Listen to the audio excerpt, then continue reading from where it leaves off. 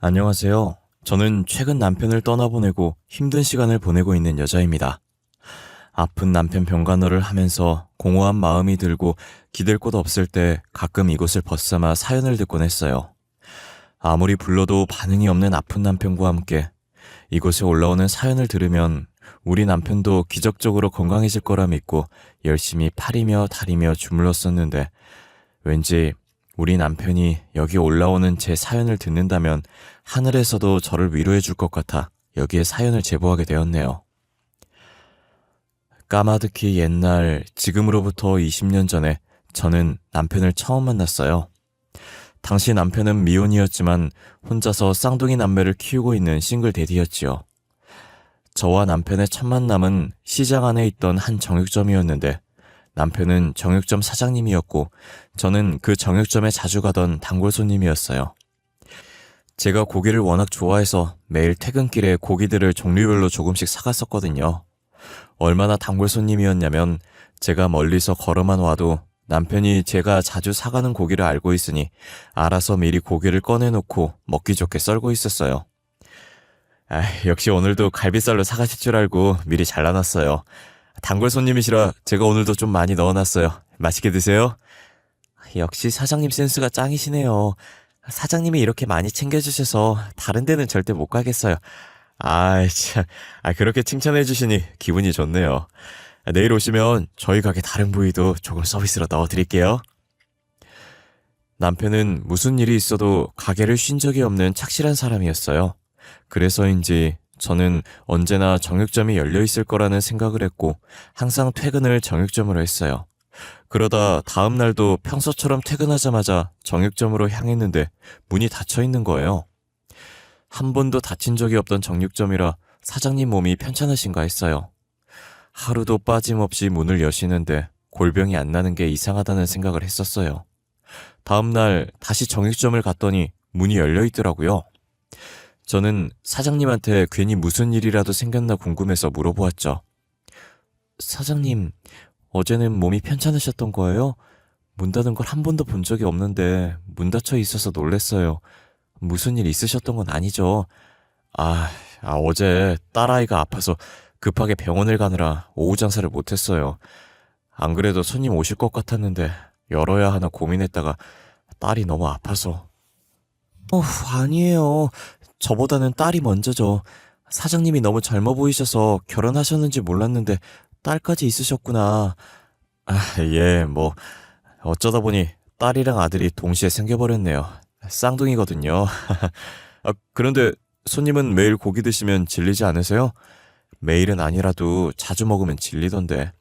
무슨 소리예요? 고기가 어떻게 질릴 수가 있어요? 저는 매일 먹어도 매일 맛있던데요? 오늘도 정량보다 많이 담아주셨네요. 항상 감사해요. 잘 먹을게요. 하루도 안 쉬고 일해서 골병 난 줄 알았는데 알고 보니 딸이 아픈 거였더라고요. 저는 그때 남편에게 쌍둥이 딸 아들이 있는 걸 알게 되었어요. 자식이 있으니 당연히 결혼한 줄 알았고 미혼부일 거라는 생각을 하지 못했어요. 제가 고기를 매일 구워 먹으니까 건강이 걱정됐는지 레시피를 몇 개 알려주시더라고요. 평소처럼 고기를 건네받고 가려고 하는데 갑자기 저를 불러 세우시더니 앞치마 호주머니에 보관해뒀던 조그만 종이를 제게 주는 거예요.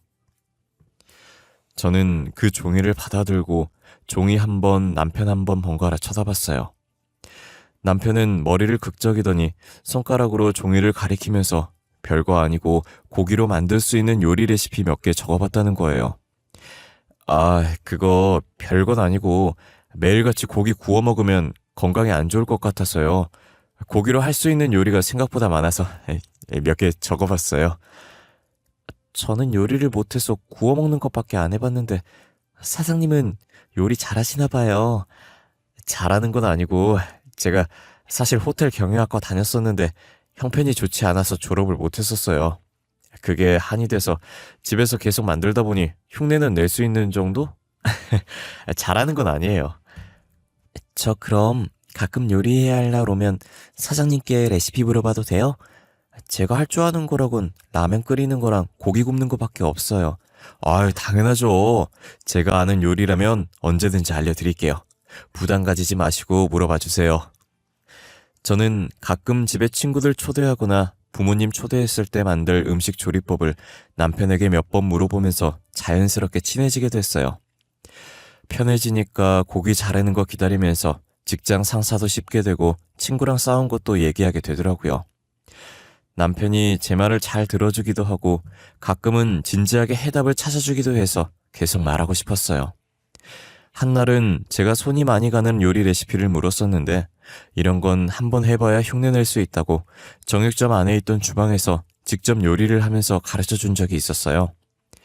이렇게 가까이 있는 것도 처음이고 단둘이 있는 것도 처음이라 괜히 어색하고 이상한 거예요. 그래서 어색한 분위기 풀고자 이런저런 영양가 없는 이야기를 많이 했던 것 같아요. 그러다 아이 키우는 거 힘들지 않냐고 결혼은 언제 했냐는 얘기가 나오게 됐어요.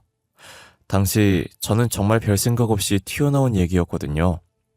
솔직히 어른들끼리 하는 얘기라곤 회사 결혼 자식 얘기밖에 없잖아요. 그래서 자연스럽게 나온 얘기였는데 제 말에 남편이 잠시 멈칫하다가 담담하게 입을 열더라고요. 저 결혼은 안 했고 애만 있어요. 여자친구가 쌍둥이 낳고 도망가 버렸거든요. 그래서 혼자서 아이들 키우고 있어요. 그래도 제가 정육점을 해서 다행이었죠 뭐. 어머, 죄송해요. 저는 그런 사연이 있는 줄 모르고 자식이 있다고 하셔서 당연히 결혼하신 줄 알고 제가 괜한 얘기를 했네요. 진짜 죄송해요. 아니에요. 이게 왜 세은 씨가 미안해할 일이에요. 미안해하니까 제가 진짜 버림받은 것 같잖아요. 저는 미혼부라는 말에 괜한 얘기를 꺼냈다는 생각에 눈을 질끈 감고 손으로 제 입을 연신 쳤어요. 자식이 있으면 무조건 결혼했다는 고정관념을 버려야 하는데 쉽지가 않았어요. 아무 생각 없이 내뱉은 말 때문에 남편에게 상처 준 것 같아 너무 미안했어요. 남편은 괜찮다고 그런 반응이 더 자신을 초라하게 만든다고 그러지 말라고 장난스럽게 말하더라고요. 저는 그런 남편에게 미안함에 괜히 어색하게 웃어 보였어요. 혼자서 아이들을 초등학교까지 보는 게 너무 대단해 보였어요. 제가 남편에게 관심이 가기 시작했던데 아무래도 그때부터였나 봐요. 처음엔 연민으로 시작했던 이 감정이 조금씩 관심으로 바뀌고 마지막엔 사랑으로 바뀌었어요. 끼니를 해결하기 위해 고기를 사러 갔던 정육점도 점차 남편을 보기 위해 가게 되더라고요. 괜히 요리할 일도 없으면서 레시피 물어보고 말이에요. 그러다 평소처럼 정육점에 갔는데 한 여자아이가 쪼르르 달려가서 남편 품에 안겼어요. 뒤이어 남자아이도 헐레벌떡 뛰어오더니 남편 품에 안기더라고요. 말 안 해도 남편의 자식들이라는 걸 알 수 있었어요. 아유, 언제 커서 이렇게 무거워졌대? 이젠 한 손으로 못 들겠는데? 아, 참. 너네 콩나물 할머니 알지? 저기 콩나물 파시는 할머니 말이야. 네, 여기서 나가서 왼쪽으로 쭉 올라서 또 왼쪽으로 꺾으면 있는 할머니. 맨날 우리한테 사탕 주시는 할머니잖아. 맞아. 할머니 우리 되게 이뻐하셔. 우리 할머니보다 더 이뻐하셔. 그 할머니가 고기 주문한 게 있거든? 집에 가는 길에 들러서 드리고 가. 옆 가게 오늘 휴무라 할머니 심심하실 거니까 재롱도 부리고, 알겠지? 아이들은 남편의 심부름에도 싫은 기색 없이 서로 가려고 난리였어요. 엄마 없이도 기죽지 않고 씩씩하게 잘 자란 것 같았어요. 곧바로 심부름 하러 가서 인사해볼 틈도 없이 아이들과의 첫 만남이 그렇게 지나갔어요. 저는 아이들을 보고 나니 이 아이들의 엄마가 되어주고 싶다는 생각이 들었어요. 그래서 며칠 뒤 남편에게 고백을 하게 됐고 남편이 처음엔 정중하게 제 고백을 거절하더라고요. 사장님, 저 돌려서 얘기 잘 못해요. 그러니까 단도직입적으로 말할게요. 저랑 만나보실래요? 가벼운 연애 말고 결혼을 전제로 진지하게요. 예? 죄송해요, 세은씨. 못 들은 걸로 할게요. 세은씨가 싫어서 거절하는 거 아니에요. 저는 미혼이긴 하지만 보다시피 아들, 딸들이 있잖아요. 저 만나면 세은씨만 힘들 거예요. 제가 사장님 자식 있는 거 모르고 고백한 거 아니잖아요. 저도 고민 많이 해봤어요. 저 진짜 사장님이랑 진지하게 만나보고 싶어요. 애들한테 엄마가 되어주고 싶어요. 세은씨, 충분히 괜찮은 사람이에요. 저보다 훨씬 좋은 남자 만날 수 있는 분이라고요. 그런데 왜 고작 시장에서 정육점이나 하고 애까지 있는 저랑 만나려고 하시는 거예요. 사장님은 성실하시고 마음이 따뜻한 사람이에요. 사장님보다 조건 좋은 사람 만날 수 있겠죠. 하지만 사장님 같은 인성을 가진 사람은 어디에도 만날 수 없어요. 남편은 몇 번이나 제 고백을 거절하더라고요. 저는 10번 찍어 안 넘어가는 나무 없다고 굴하지 않고 고백을 했어요. 제가 4번째 고백했을 때 어쩔 수 없다는 듯 웃으면서 제 고백을 받아주더라고요. 저희는 2년 정도 연애를 하고 결혼까지 하게 되었어요. 결혼 후 남편은 정육점을 정리하고 국밥집을 차렸습니다. 저는 퇴사를 하고 전업주부가 되어 남편 뒷바라지도 하고 쌍둥이들을 키워나갔어요. 정육점을 리모델링해서 가게를 차린 거라 위치는 그대로였어요. 워낙 남편이 주변 상인들에게 잘했던지라 상인들은 꼭 저희 가게에 와서 밥을 먹었어요. 거기다 가끔 고기를 찾는 분들이 있어서 조그맣게 정육점 코너도 만들어놨고요. 그렇게 국밥집 겸 정육점은 자리를 잡아갔고 나중엔 근처에 더 큰 가게로 확장 이전할 수 있었어요. 가게가 잘 되어서 걱정 없이 살 것 같았던 저는 생각과 다르게 걱정이 점점 더 늘어났어요. 제 걱정의 주범은 바로 쌍둥이들이었어요. 저는 아이들과 친해지려고 노력을 많이 했는데 아이들은 좀처럼 제게 마음을 열지 않더라고요. 남편이 있을 때만 친한 척하고 남편이 없으면 나를 투명인간 취급을 했어요. 아빠 일하고 올 동안 엄마 말씀 잘 듣고 있어. 엄마 말 잘 듣고 있으면 올 때 치킨 사올게. 알았지? 아빠 없는 동안 엄마 힘들게 하면 아빠가 너네 혼낼 거야. 응, 우리 엄마 말 잘 들어. 그치 엄마? 우리 엄마 말 잘 듣잖아. 맞지. 우리 아들딸이 아빠보다 엄마 말 잘 듣지. 여보, 올 때 치킨 사와? 저번에도 사온다고 했다가 안 사와서 애들 얼마나 서운해했는데. 에휴, 알겠네요. 오늘은 꼭 사올게. 아, 맞다. 오늘 저녁에 단체 손님이 있어서 조금 늦을 수도 있어. 애들 배고플 거니까 밥 간단하게 먹이고 기다리고 있어. 나 갔다 올게. 얘들아, 오늘 아빠 조금 늦으신다고 하니까 저녁 일찍 먹자. 알겠지? 그리고 놀았으면 치우라니까. 장난감 다 어질러져 있잖아. 실수로 밟고 넘어지면 어쩌려고 그래. 야, 무슨 소리 안 들리냐? 11월에도 모기가 있나? 왜 이리 앵앵거리지? 아, 몰라. 알게 뭐야. 문구점에 게임기 새로 들어왔다던데. 그거 하러 가자. 아니면 근처에 생긴 PC방이나 갈까? 라면 먹으면서 게임하자. 아이들은 저를 엄마로 받아들이지 않았고 제가 무슨 말을 하든 없는 사람 취급했어요. 남편이 집을 나가면 아이들도 뒤따라서 밖으로 나돌았어요. 그리고 남편이 올 쯤에야 아이들이 집으로 돌아왔어요. 제가 아무리 노력해도 아이들은 저와 친해지고 싶은 마음이 없었어요. 언젠가는 제게 마음을 열지 않을까 하는 생각으로 아이들을 기다려왔어요. 아직은 어려서 그렇겠지, 사춘기라서 그렇겠지 하면서 자기 위안을 해왔어요. 그렇게 성인이 되도록 아이들은 저를 엄마로 인정하지 않았습니다. 게다가 평소처럼 웃으면서 집을 나선 남편은 온몸이 피투성이가 된 상태로 저희 품에 돌아왔어요.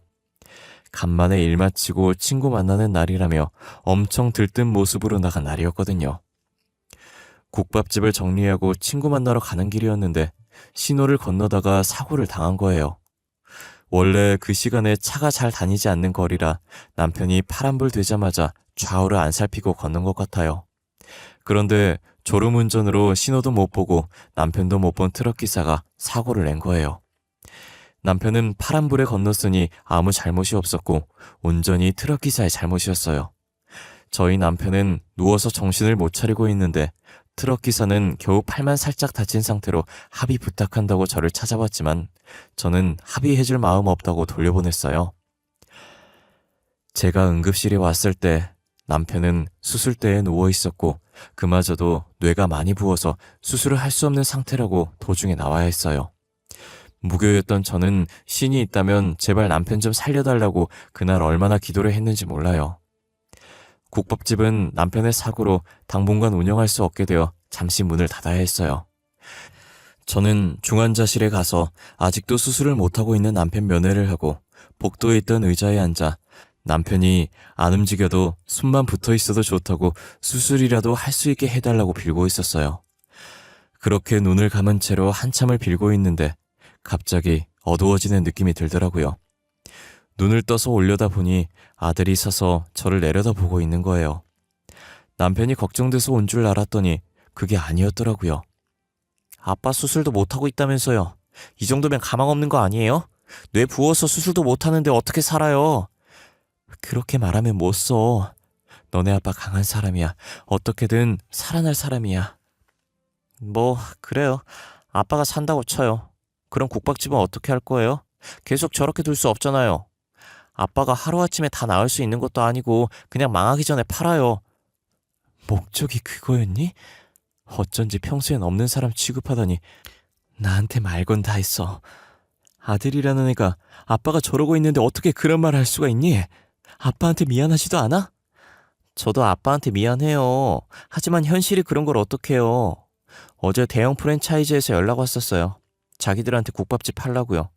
그런데 아빠랑 그쪽이랑 공동명의랑 되어 있어서 그쪽 동의가 필요하대요. 그래? 나는 팔 생각 없어. 다시 연락 오면 안 팔 거라고 전해. 그리고 너도 이런 얘기 할 거면 나한테 말 걸지 마. 알겠니? 평상시에 아는 척도 안 하던 아들이 왜 제게 말을 거나 했더니 역시나 이런 이유였어요. 죽을지 살지도 모르는 남편 걱정은 안중에도 없고 국밥집 할 생각만 하는 아들에게 정이 떨어졌어요. 저는 남편의 피와 땀이 깃든 가게를 절대 팔 수 없었어요. 아들에게 절대 팔지 않겠다고 대답하고 잠시 화장실에 세수하러 갔다 왔더니 남편이 수술실에 들어갈 준비를 하고 있더라고요. 뇌가 가라앉아서 수술을 할 수 있다고 급하게 수술실로 들어갔어요. 그렇게 길었던 몇 시간 동안의 수술은 다행히 잘 끝난 것 같은데 의식을 찾을 수 있을지 없을지는 확답을 줄 수 없다고 하시더라고요. 이제 할 수 있는 건 환자가 의식을 차릴 때까지 기다리는 것밖에 없다고 하셨어요. 저는 의사 선생님께 수술해 주신 것만으로도 감사하다고 얼마나 고개를 숙였는지 몰라요. 의사가 나가고 얼마 지나지 않아서 곧바로 쌍둥이들이 병실로 들어오더라고요. 남편 수술 때문에 왔을 거라는 기대는 하지도 않았지만 예상했던 것처럼 또 국밥집 이야기를 꺼냈어요. 제가 분명 안 팔겠다고 했는데도 아이들은 며칠 동안이나 저를 쫓아다니면서 괴롭히더라고요. 국밥집 팔라고요. 돈도 많이 준다는데 도대체 왜 안 팔겠다는 건데요? 이렇게 좋은 기회 없어요. 나중에 그 가게 이 돈 주고 팔 수 있는 줄 아세요?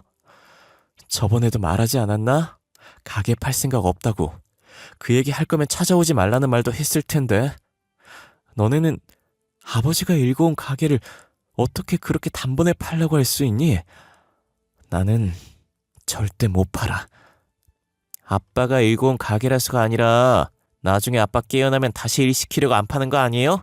아니면 공동명의로 우리한테 돈 떼주기 싫어서 그런 건가? 하여튼 돈에 눈 멀어가지고 이제야 계모 본성이 나오네. 이제껏 착한 척 연기하느라 고생했겠어요? 아까 의사 말 들어보니까 아빠 깨어날 수 있을지 장담 못한다던데 그냥 포기해요. 너네 그딴 식으로밖에 말 못해? 너네 아버지야. 너네 낳아주시고 이렇게 길러주신 아버지라고. 어떻게 너네가 아빠한테 이럴 수가 있어? 너희를 그렇게 키웠어? 어? 누가 낳아달라고 했나? 낳았으면 부모가 키우는 게 당연한 거지. 그게 뭐 대수라고. 가게 안 팔 거면 집에서 나가주세요, 아줌마. 아빠도 곧 돌아가실 것 같은데 더 이상 있을 이유 없지. 팔짱 끼고 건방지게 말하는 딸에게 뺨이라도 한 대 갈겨줄까 싶었지만 같은 사람 되는 꼴이라 주먹을 꽉 쥔 채로 이를 아득바득 갈면서 참았어요. 아들과 딸은 집 나가는 걸로 알고 있겠다면서 비웃으면서 병실을 나가더라고요. 어떻게 남편 밑에서 저렇게 클 수 있는지 제 머리론 이해할 수가 없었어요. 저는 집에 들어가지 않았고 병원에서 남편 침대 밑에 있는 보조 침대를 꺼내서 자거나 병원 근처에 있는 모텔에서 자기 일쑤였어요. 그렇게 언제 깨어날지도 모르는 남편을 붙잡고 열심히 간호했어요. 남편의 팔 다리를 주물러주면 혈액순환이 잘 되지 않을까, 그러면 회복이 빠르지 않을까 하면서 조금만 버티면 남편이 깨어날 수 있을 것 같은 희망을 안고 하루하루를 보냈어요. 한동안 아들과 딸이 코빼기도 안 보여서 앞으로도 안 올 거라고 생각하고 긴장을 풀고 있었는데 긴장을 풀자마자 아들과 딸이 병실로 들어오더라고요. 아이고, 재산 한 푼이라도 더 받으려고 용 쓰시나 봐요. 이런다고 아빠가 일어날 것 같아요? 그냥 포기하세요. 제가 볼 땐 아빠 못 일어나요. 야, 안 그러냐? 내 말이 틀려? 그러게. 왜 사서 고생하고 그러실까? 그냥 가게 팔고 편하게 살면 되는 거 아닌가? 솔직히 저희 때문에 힘들어 하셨을 거 아니에요. 안 그래요? 가게 팔고 돈 나누면 우리 볼 일 없을 텐데. 우리 말 안 들리는 척 하는 거 봐. 야, 진짜 대단하다, 대단해. 저희 말 한 귀로 듣고 흘리지 말고 잘 생각해 봐요. 어떤 게 더 나을지. 제가 대꾸도 하지 않자 자기들끼리 깔깔거리다가 잘 생각해 보라면서 나가더라고요. 저는 어떻게든 남편이 의식을 찾게 만들어서 저들의 코를 납작하게 해주고 싶었어요. 하지만 제 바람대로 되지 않았고 남편의 상태는 갈수록 나빠졌어요. 병원에서도 남편의 경과가 좋지 않다고 마음의 준비를 하라고 하시더라고요. 이제 남편과 함께 할 수 있는 시간이 얼마 남지 않았어요. 그래도 저는 끝날 때까지 끝난 게 아니라고 마지막까지 희망의 끈을 놓지 않고 있었어요. 제가 물수건으로 남편 손을 닦고 있을 때 딸이 쿵쿵거리는 발걸음으로 다가오더라고요. 그러더니 제가 들고 있던 물수건을 뺏어들고 내 머리에 던지는 거예요.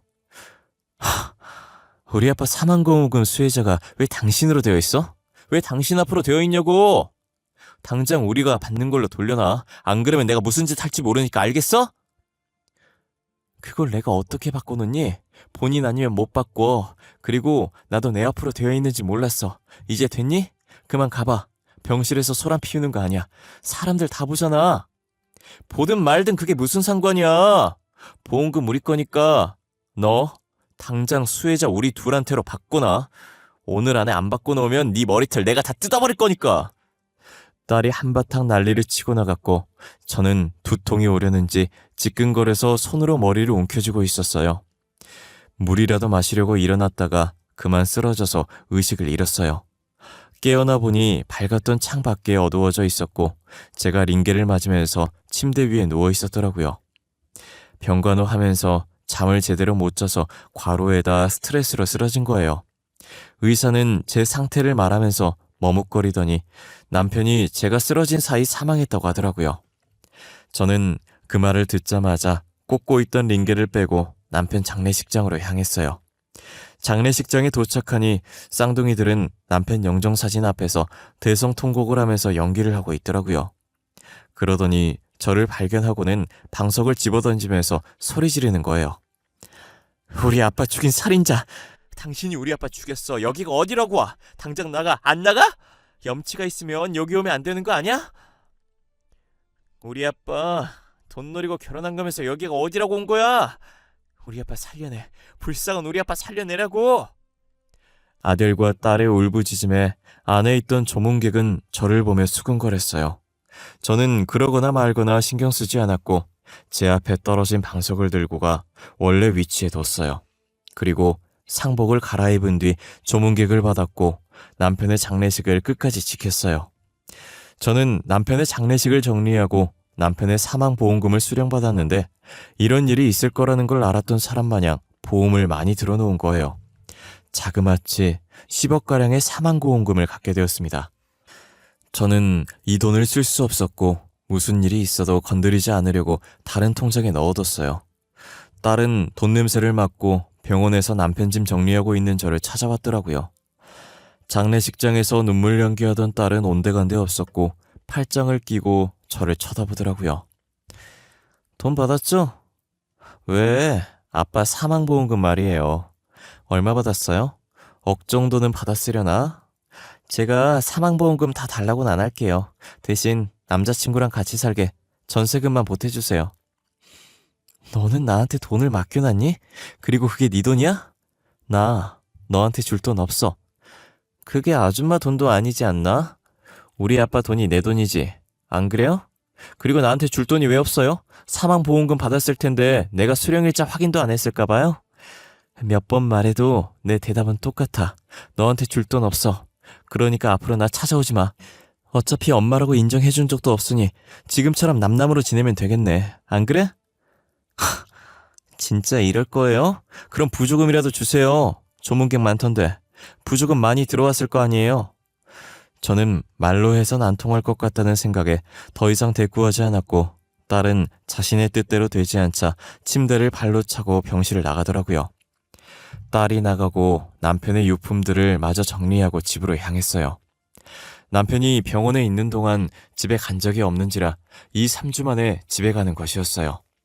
집에 도착하니 문 앞에 가방 2개가 있더라고요. 비밀번호를 입력하니 계속 틀린 번호라고 하는 거예요. 다시 한번 누르려고 손을 올렸는데 갑자기 아들 목소리가 들리더라고요. 들어오실 필요 없어요. 지우한테 돈 안 주겠다고 하셨다면서요? 끝까지 일해야겠어요? 그럼 저도 유치하게 할게요. 거기 앞에 있는 짐 들고 가세요. 이제 아빠도 안 계시는데 여기 있을 필요 없잖아요. 진짜 이런 식으로 나올 거야? 알겠다. 너네 뜻대로 내가 이 집에서 나가줄게. 대신 잠깐만 문 열어봐. 아빠 유품만 정리하고 갈 테니까. 아, 유품이요? 저희 아빠 유품이니까 그건 저희가 알아서 정리할게요. 이제 그만 가주시겠어요? 저는 한숨을 한 번 쉬고 입구에 놓인 가방 2개를 들고 나왔어요. 남편 보험금은 절대 쓰지 않을 생각이었는데 당장 살 집이 없다 보니 어쩔 수 없이 쓰게 되더라고요. 당장 가진 돈이 보험금뿐이라 그 돈으로 아파트를 구해 살고 있었어요. 그리고 마음을 추스린 뒤 국밥집 문도 다시 열었어요. 국밥집 문을 열었다는 소식을 들었는지 대형 프랜차이즈에서 계속 국밥집 팔라는 연락을 하더라고요. 제가 안 팔겠다는 말만 하니 직원이 얼굴 보고 대화하면 달라질 거라고 생각했는지 직접 가게에 찾아왔어요. 국밥집 지금 되게 잘 되고 있고 위치도 좋아서 제가 비싼 가격에 매입하고 싶은데 저희한테 파는 게 어떻겠어요? 이 가격 주고 사려는 사람 잘 없어요. 죄송해요. 저는 이 국밥집 팔 생각이 전혀 없어요. 몇 번이고 안 팔겠다고 했는데 이렇게 가게까지 찾아오는 건 아니라고 생각해요. 먼 걸음 하셨는데 죄송하네요. 아유, 아니에요. 제가 더 죄송하죠. 정말 탐나는 위치의 가게라 저희 욕심만 생각했네요. 제 행동과 말이 무례했다면 정말 죄송합니다. 정중하게 직원을 돌려보냈고 저는 남편 뒤를 이어 가게를 열심히 운영했어요. 절대 이 가게를 남에게 넘겨줄 수 없다는 생각으로 이 악물고 남편 목까지 악착같이 일했어요. 남편의 부재로 줄어들었던 손님들이 다시 예전처럼 많이 찾아주셨고 저는 그렇게 번 돈으로 최대한 적게 쓰고 많이 모아 작지만 근처에 건물도 하나 샀어요. 국밥집이 다시 잘 되고 있다는 소식이 쌍둥이들 귀에도 들어갔나 봐요. 마감 준비를 하고 있는데 쌍둥이들이 들어와서 저를 찾더라고요. 가게 잘 되고 있다면서요? 역시 안 팔길 잘했어요. 그쵸? 다 제가 한 발 물러난 덕분에 이렇게 다시 잘 될 수 있었던 거예요. 어머니도 알고 계시죠? 뭐라고? 어머니? 너 지금 나한테 어머니라고 했니? 왜? 이제 돈 좀 버니까 날 어머니로 인정해 주는 거야? 정말 눈물나게 고맙네.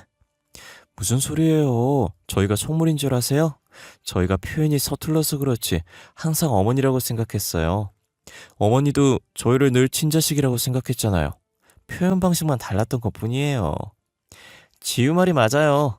그래서 요즘 매출 어때요? 예전보다 더 잘 된다고 들었는데 우리 이사 시켜줄 정도는 되겠죠? 아니, 요즘 집에 하도 물이 새는 것 같아서 이사를 하려고 하는데 니네가 그럼 그렇지. 무슨 꿍꿍이로 나한테 어머니라고 하나 했다. 안 그래도 너네한테 줄 게 있었어. 기다려봐라. 아유, 찾았네, 요놈들. 소금 맛 좀 봐라. 저것들이 무슨 생각으로 제게 어머니라고 하나 했더니 역시나 저한테 돈을 뜯으려고 그런 것이었어요. 저는 줄 것 있다면서 주방으로 향했고 쌍둥이들은 돈인 줄 알고 눈을 반짝이더라고요. 주방으로 들어가자마자 소금을 찾아내 바가지 한가득 담았고 쌍둥이들 면전에 뿌리기 시작했어요. 굵은 소금이라 맞으면 아픈지 소리를 지르면서 뒷걸음질 치더라고요. 그러다 서로 다리가 엉켜서 넘어지는데 그 꼴이 혼자 보기엔 아까웠어요. 저는 넘어져서 널브러져 있는 쌍둥이들한테 남은 소금을 부었고 가게 문을 닫아버렸어요. 주변에 지나가는 사람들이 쌍둥이들을 구경하고 있었고 쪽팔린지 도망가더라고요. 계속 쌍둥이들이 찾아올 것 같아서 직원을 고용해 저는 따로 출근을 하지 않았고 검사 차원에서 가끔 방문하는 게 다였어요. 그리고 전화번호도 바꿔버렸고요. 저는 지금도 그들과 완전히 연을 끊은 상태로 살고 있어요. 저를 진작에 엄마라고 인정하고 잘 지냈다면 이런 상황이 오지 않았을 텐데 무엇이 쌍둥이들을 저렇게 만든 건지 모르겠어요. 이 사연을 쓰다 보니 오늘따라 남편이 더 보고 싶네요. 벌써 남편이 제 곁을 떠난 지 1년이 지났어요. 저를 두고 먼저 떠난 남편이 너무 밉지만 언젠가 다시 만난 날만 기다리며 여전히 그리워하고 있어요. 나중에 남편을 만나게 되면 남편이 잘 살았다고 그동안 수고했다고 해줬으면 좋겠어요.